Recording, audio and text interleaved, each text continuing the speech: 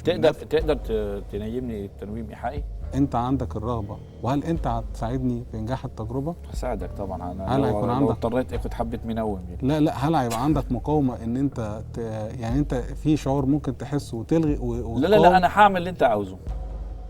دي كلمه شرف يعني. طبعا. تمام. طب انا عايزك بس تقف على القاعد ما بينفعش. لا مفيش مشكله خالص، احنا كل الحكايه انا عايزك تركيزك كله يبقى معايا انا. يلا. انا عايزك كل طالبه منك ان انت تغمض عينيك.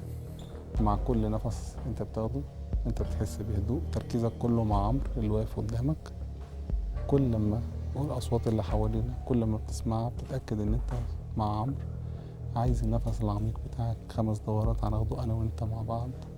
مع كل نفس الدنيا بينفصل عن اللي حواليه، عن العالم المادي اللي حواليه، يبتدي يغوص جوه اعماقه، بيبتدي يتكلم مع نفسه، بيبتدي يسلك الطريق الذي لم يسلكه من قبل الذي بداخله. يبتدي يهدى خالص وهو مغمض عينيه وتركيزه كله معايا، وهو مفعل خياله في حالة استرخاء نسبية. يبتدي يرفع ايديه الاتنين لقدام. اتفضل ارفع ايديك كده، بس خليهم عكس، اقلبهم، خلي كفك واخد على السما. دلوقتي انا عايز توني يتخيل ان كفه الشمال فيه كورة حديد تقيلة قوي قوي قوي، وهو حاسس بالتقل بتاعها. هو تركيزه دلوقتي مع عمرو، مش تركيزه مع الجمهور ولا مع الكاميرا. هو اعلامي وعارف كده كويس قوي انه يقدر يبقى مركز معايا انا بس.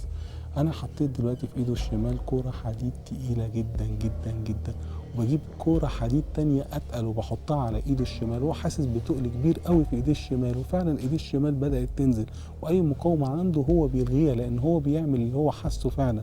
زي ما اي حاجه لو انت حسيتها بتعملها. وبعد الكره التانية احنا بنحط كوره تالتة تقيله حديد جامده على ايديه الشمال.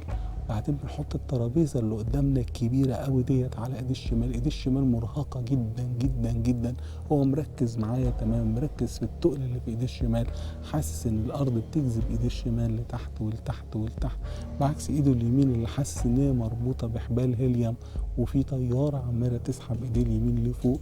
حاسس ان ايديه اليمين خفيفه، وحاسس ان ايديه اليمين بترتفع لفوق، بترتفع لان هي اخف من ايده الشمال اللي احنا عمالين نثقلها بأشياء كبيرة جدا عليها. احنا دلوقتي بكل هدوء احنا ممكن نفتح عينينا هنلاقي بشكل نسبي ان دي نازلة عن دي شوية، وانت كنت حاسس بتقل في ايدك دي، تمام ولا لا؟ وهنا لما قلنا الكورة هنا انت كنت حاسس بخفة هنا. هي المشكلة في البداية انا ما كنتش عارف شمال من اليمين. طب ما هو دي بقى مشكلته بقى يا جماعة، دي مشكلتك بقى. قعدت اركز ايه بس لما ركزت بدأت تنزل نسبيا. انا هنا بقى عايز فيدباك. انت حسيت بتقول لما لا طبعا يعني اللي هو الايحاء انك توحي للشخص. طب هو الفكره كلها ان العقل الباطن بينفذ اي اوردر، لكن العقل الواعي هو اللي بيمتلك الذكاء. العقل الباطن بيمتلك الفاعليه.